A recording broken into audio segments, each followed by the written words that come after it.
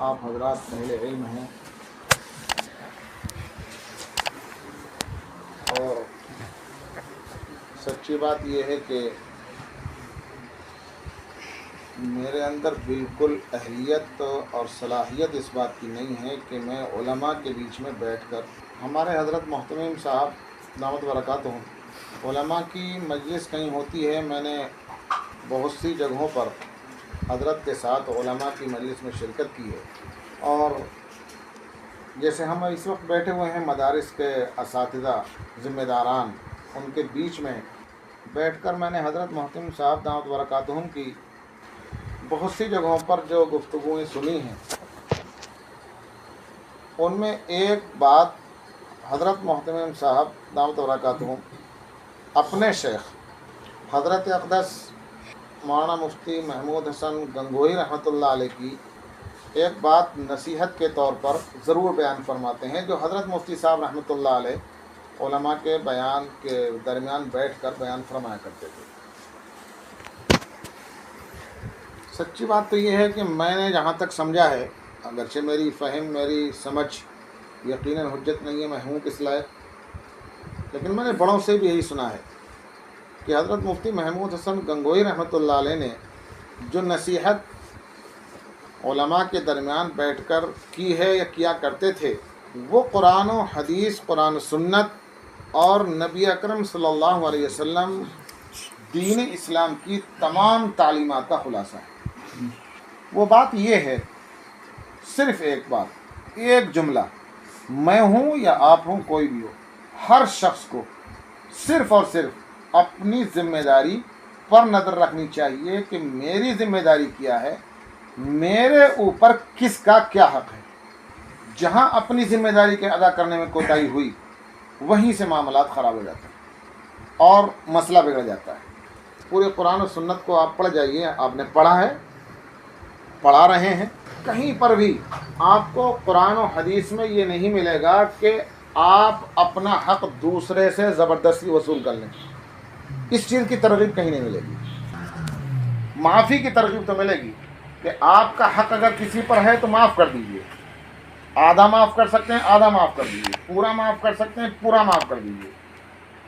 کسی نے حق مار لیا ہے، آخرت کے لیے اسے اٹھا کر مت رکھیے، مسلمان بندہ ہے،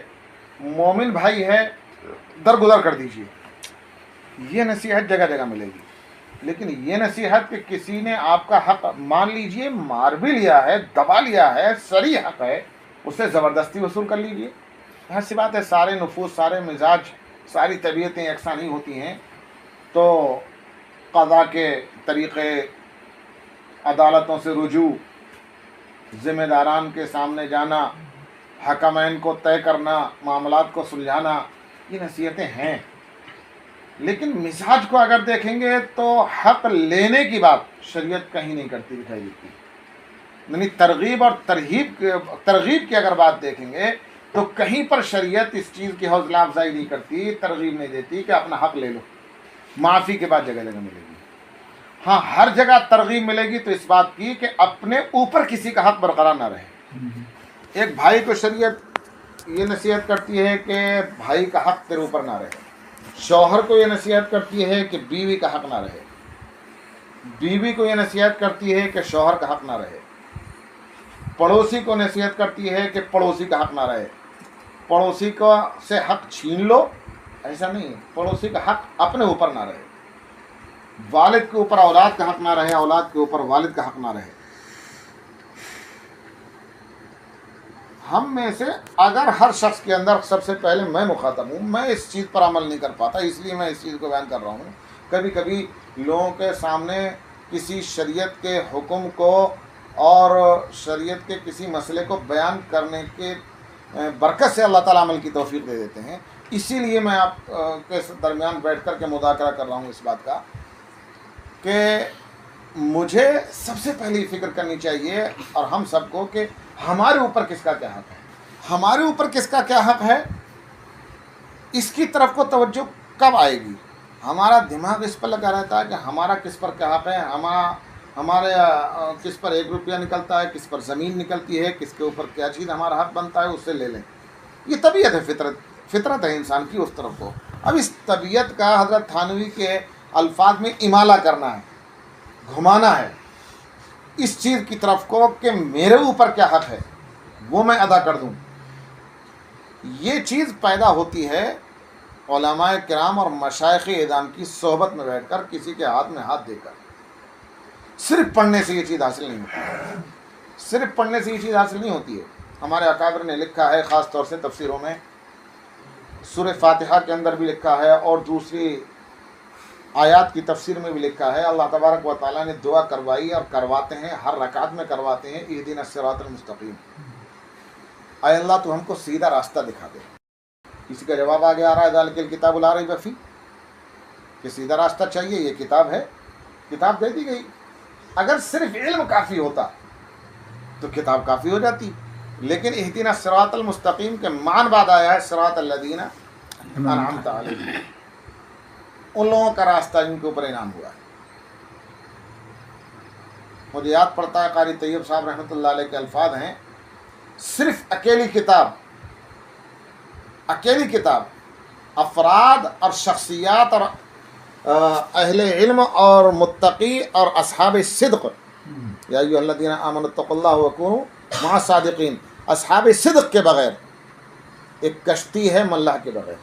وہ پار نہیں لگا سکتی کنارے پہ. لیکن ساتھ میں یہ بھی لکھا ہے کہ صرف افراد جو کتاب و سنت کی قیودات سے باہر بھاگے ہوئے ہوں، بہت سے ہیں جو پیر بنے بیٹھے رہتے ہیں. اہل بدعت کی ہمارے ہندوستان میں کوئی کمی نہیں ہے، تو جو پیر بنے بیٹھے رہتے ہیں لیکن قرآن و سنت کے راستے سے بھٹکے ہوئے اکیلے افراد ہوں تو وہ ملاح ہیں کشتی کے بغیر، وہ بھی کنارے پہ نہیں لگا سکتے. قرآن و سنت کنارے پہ لگائے گئے جب افراد کے ساتھ ہم ان چیزوں کو اختیار کریں گے، اور افراد ہماری رہنمائی کریں گے جب وہ افراد قرآن و سنت کے سانچے میں ڈلے ہوئے ہوں گے. اس کے بغیر کام بننے والا نہیں ہوتا ہے. اگر ہم اللہ والوں کی صحبت میں بیٹھیں گے تو ان کے ہاں ہر وقت یہی چیز دیکھنے کو ملے گی کہ ہمارے اوپر کسی کا کوئی حق تو نہیں رہ گیا، اللہ کا کوئی حق تو ہم پر نہیں رہ گیا، ہمارے رشتہ داروں کا کوئی حق تو نہیں رہ گیا، ہمارے پڑوسیوں کا کوئی حق تو نہیں رہ گیا، حتیٰ کہ جانوروں تک کا کوئی حق تو ہمارے اوپر نہیں رہ گیا. ہمارے اوپر کیا ذمہ داری بنتی ہے ایک پالتو جانور کے بارے میں جو ہمارے گھر میں بندھا ہوا ہے. مجھے عجیب سی بات لگتی ہے، حضرت محتم صاحب دعوت برکاتہ مہمان خانے میں رہتے ہیں. آپ حضرات جو دیوبند جاتے رہتے ہیں انہوں نے دیکھا ہے، مہمان خانے میں ایک دعوت ہوئی. کس کی دعوت تھی، کس کی طرف سے تھی مجھے یاد نہیں پڑتا، لیکن حضرت نے نیچے تمام دارالعلوم کے اساتذہ ملازمین کے ساتھ کھانا کھایا. کھانا کھا کر کے حضرت اوپر اپنے گھر پہ تشریف لے گئے. جون کا مہینہ، سخت گرمی، دوپہر کا کھانا کھایا. میں ساتھ ساتھ حضرت کے دروازے تک اوپر تک چھوڑنے کے لیے گیا. جو حضرت کے یہاں جاتے رہتے ہیں انہوں نے دیکھا ہوگا کہ بیٹھک کے باہر کو ایک بیسن لگا ہوا ہے ہاتھ دھونے کا. جون کا مہینہ، سخت گرمی، بالکل سوکھا ہوا.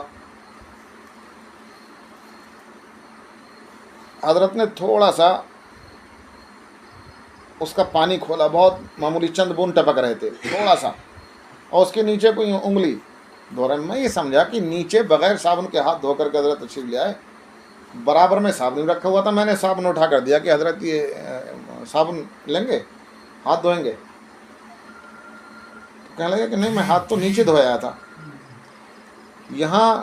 اس ٹوٹی کے منہ پر 2-3 بھیڑیں بیٹھی ہوئی تھی، وہ پانی پینے کے لیے آئی تھی، لیکن یہ سوکھی ہوئی تھی. میں نے اس لیے چلایا تاکہ وہ بھیڑ پانی پی لے. اس طرف ذہن کیسے جائے گا؟ ہمارا تو کبھی نہیں گیا. ہم نے حضرت کے عمل کو دیکھا تب اس طرف ذہن گیا کہ بھیڑ جو ایک موذی پتنگا ہے اور اس سے بچتے ہیں، اسے دیکھ کر مارنے کی کوشش کی جاتی ہے. لیکن ہمارے بڑوں کا ایک عمل دیکھیے، تو بڑوں کی صحبت سے، بڑوں کے ساتھ رہنے سے، بڑوں کے ہاتھ میں ہاتھ دینے سے، جو ہمارے اکابر کا طریقہ رہا ہے، یعنی صراط الذین انعمت علیہم، جو قرآن شریف میں فرمایا گیا ہے کہ جن پر اللہ کا انعام ہوتا ہے ان کا راستہ، تو منعم علیہم کے راستے پر، ان کے طریقوں پر چلنے والوں کے ساتھ اور ان کے ساتھ رہ کر کے طریقے کو اور راستے کو دیکھیں گے، تب پھر ہم اپنی ذمہ داریوں کو ادا کرنے والے بن پائیں گے جو ہمارے اوپر ذمہ داریاں ہیں۔ دوسرے الفاظ میں اگر میں کہوں تو صرف ایک جملے میں یہ کہہ سکتا ہوں کہ علم تو ہمارے پاس ہے، ہم نے اساتذہ سے پڑھا، اپنا مطالعہ کیا، جو بھی کچھ کیا، لیکن علم نہیں چاہیے۔ حضرت ابھی بہت تفصیل سے بیان کر چکے ہیں، میں حضرت کا خلاصہ ہی کہہ لیجئے کہ اس کو بیان کروں 2 لفظوں میں، تو کہتے ہیں علم تو ہے لیکن ہم اس علم کو علم نافع میں تبدیل کرنا چاہتے ہیں، جس کی ہمیں دعا کی تلقین کی گئی حدیث شریف میں، اور نبی اکرم صلی اللہ علیہ وسلم دعا فرمایا کرتے تھے کہ اللہ تعالیٰ ہمیں علم نافع عطا فرما۔ تو یہ علم نافع اسی وقت بنے گا جب ہم کسی کے ہاتھ میں ہاتھ دے دیں گے، اور اس علم کو جو ہم نے پڑھا ہے اس کے اوپر کما حقوق عمل کرنے کی ہم صحیح کریں گے، اور عمل کرنے کا دوسرا نام ذمہ داری کو ادا کرنا ہے۔ ادا اور قضا تو اسی چیز کا نام ہے، ذمہ داری کو ادا کرنا ہے، چاہے وہ ذمہ داری حق اللہ کی ہو، نماز کی، روزے کی ہو، زکوٰۃ کی ہو، چاہے بندوں کی ہو۔ ادا میں کوتاہی ہو گئی ہے تو قضا اس کی شکل ہے۔ یہ ادا اور قضا کے لفظ پر جو ہم ہمیشہ پڑھتے پڑھاتے رہتے ہیں، ان پر اگر ہم غور کر لیں، ادا اور قضا، یہ ادا اور قضا کیا چیز ہے؟ تسلیم اور تسلم تو کہیں کہیں پر آتا ہے، بیو وغیرہ کے اندر، کہ تسلم کر لیا، لے لیا، اور وصول کر لیا، اور فلاں کر لیا، فلاں کر لیا، ورنہ ادا اور قضا ہی چلتا رہتا ہے۔ اس ادا اور قضا دونوں پر عمل کرنے والے ہم بن جائیں تو یہ بننے گے ہم تبھی جب ہم اکابر کی صحبت میں رہیں گے۔ اور بسا اوقات میں تو علماء دیوبند کے کردار پر یا دیوبندیت کیا ہے اس کے موضوع پر کہیں بہت سی جگہوں پر بولنے کو حکم ہوتا ہے، کہیں کچھ بات کرنے کی نوبت آتی ہے، تو میں نے اکابر سے جو سن رکھا ہے، یقین کیجئے کہ بہت سی چیزیں ایسی ہیں جو اللہ والوں کو دیکھ کر ہی اور ان کے عمل سے ہی سمجھ میں آتی ہیں، دیکھ کر ہی سمجھ میں آتی ہیں، ویسے چاہے ہمارے سمجھ میں نہ آ سکیں لیکن دیکھ کر کے سمجھ میں آ جاتی ہیں۔ اذان ہو رہی ہے، میں ایک واقعہ چھوٹا سا بیان کر دوں، اس کے بعد اپنی بات میں ختم کر دوں گا کہ کیسے دیکھ سمجھ میں آتا ہے۔ انما یخشی اللہ من عباد العلماء، ہم پڑھتے رہتے ہیں کہ اللہ تبارک و تعالیٰ کی خشیت علماء کے دل میں ہی ہوتی ہے، اور علماء ہی اللہ سے ڈرتے ہیں۔ علماء ڈرتے ہیں، غیر علماء نہیں ڈرتے ہیں۔ کیا وجہ ہے، کیا چیز ہے، کیا نہیں ہے؟ تفسیروں میں پڑھتے ہیں، لمبی لمبی تقریریں کرتے ہیں کہ علماء ایسا کرتے ہیں، ویسا کرتے ہیں، اللہ سے مقام سے ڈرتے ہیں، تقوی اختیار کرتے ہیں، خشیت ہوتی ہے، خوف ہوتا ہے۔ لیکن ایک واقعہ، حیدرآباد میں حضرت مولانا حمید الدین عاقل حسامی رحمۃ اللہ علیہ گزرے ہیں، دارالعلوم حیدرآباد کے بانی ہیں وہ، ہم نے ان کو دیکھا ہے، انتقال ہو گیا، اللہ غریق رحمت پڑے، بڑی خدمات ہیں ساؤتھ کے علاقے میں ان کی۔ وہ ایک مرتبہ انہوں نے ایک واقعہ سنایا، اور اس سے انما یخشی اللہ من عباد العلماء سمجھ میں آیا کہ کیا چیز ہے یہ۔ کہنے لگے کہ آندھرا کے علاقے میں کسی شہر میں ہندو مسلم شدید فساد ہو گیا، اللہ نے ان کی عزت سے نوازا تھا، اور امیر ملت اسلامیہ آندھرا پردیش تھے۔ تو آندھرا، اب تو تلنگانہ آندھرا 2 بن گئے ہیں، تو اس وقت متحدہ آندھرا کی بات میں کر رہا ہوں۔ حیدرآباد سے D J P, director general of police, جو پورے صوبے کے پولیس کا سب سے بڑا افسر ہوتا ہے، وہ شہر کا دورہ کرنے جا رہا تھا، اور بڑے بڑے افسر اس کے ساتھ تھے۔ اس نے دونوں طرف کے کچھ ذمہ دار حضرات کو بھی لے لیا تھا،